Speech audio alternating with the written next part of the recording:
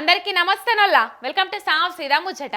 ఓర్ని చెరువులు, కుంటలు, నాలాలు, మోరీలు, బస్టాండ్లు, బందల దొడ్లు, ఫుట్పాత్లు, పూరి గుడిసెలు, పార్కులు, శ్మశానాలు కబ్జా పెట్టి బిల్డింగులు కట్టింది చూస్తున్నాం. కానీ ఓ మహానుభావుడైతే ఏకంగా నడి చెర్లనే 3 అంతరాల బిల్డింగ్ కట్టిండు. మరి పర్మిషన్లు ఎవరిచ్చిండ్రో, కరెంటు కనెక్షన్లు, నల్లా కలెక్షన్లు ఎట్లా వచ్చినాయో కానీ చెరువులనైతే బిల్డింగ్ అటనైతే కట్టిండు. ఇక ఇప్పుడు హైడ్రావుల కంట పడే వరకు ఏకదం బాంబులు పెట్టి కూలగొట్టిండ్రు.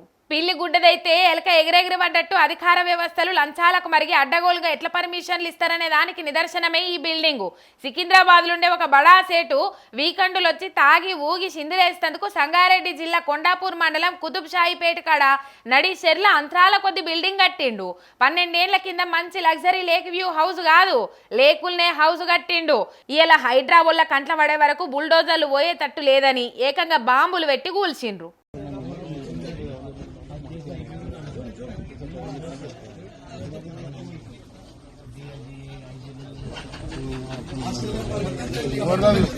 నడి చెర్ల కట్టినైన మీద కేసుల కంటే ముందుగాలు వాటికి పర్మిషన్లు ఇచ్చిన పరిమితులైన ఆఫీసర్ల మీద కేసులు పెట్టాలి.